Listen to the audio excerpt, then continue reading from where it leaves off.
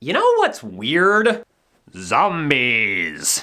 Zombies are everywhere these days, which is actually rather appropriate since that's kind of the whole point of their movies anyway, isn't it? Seriously, from this, to this, to this, to this, to this, to this, to this.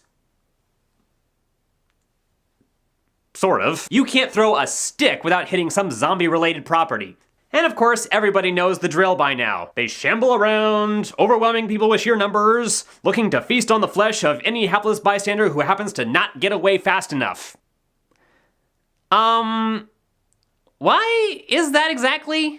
I mean, seriously, you know, we've all been watching this stuff forever, and how many of us have actually stopped to think about how little sense this whole mythology makes? I mean, seriously, why do the Walking Dead really need to eat the living anyway? Does it actually do something to sustain them? What would happen to them if they didn't eat it? Would they eventually fall apart and then just be completely dead? If the survivors on The Walking Dead held out long enough, would all the zombies just eventually die out and they'd be free to live their lives again? With how long the show's gone on so far, I'd say apparently not. I mean, seriously, that show's had, what, 6 seasons now? Clearly, we can infer that a fair amount of time has gone by, like a couple of years at least. The zombies don't seem to be going anywhere. And it's made pretty clear the dead clearly seem to outnumber the living, so we can make a fair guess there isn't nearly enough living flesh to go around. But they still keep shambling around, looking for people to eat, even the ones that haven't eaten anything in forever in most cases. And even if eating people did sustain them somehow, have you had a look at some of them? A lot of them are just plain falling apart. Like, and some of them, their stomachs aren't even inside them anymore. Their guts are just hanging all over. It's like, bleh. I mean, where would the flesh they eat even go?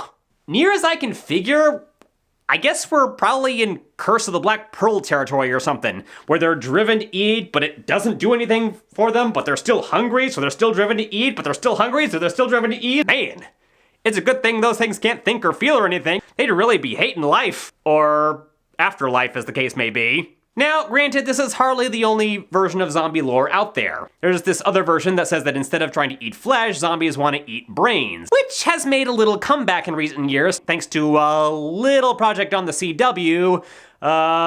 What's its name? Now, granted, this is a bit of a deviation from the norm. It's a step outside the box, sure, where we have talking, intelligent zombies that actually think and feel and all that, so yeah, that's almost in another category in and of itself, so it's kind of hard to lump it in, but they still call themselves zombies, so we're going to anyway. But yeah, we established that these zombies eat brains.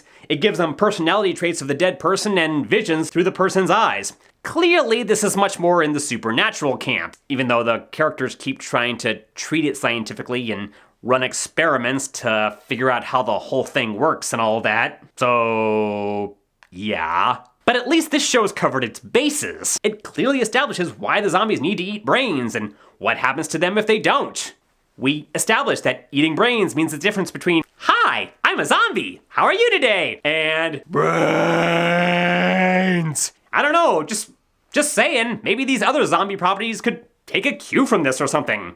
And now that I think about it, having a zombie that's actually kind of hot is not something I'm complaining about either.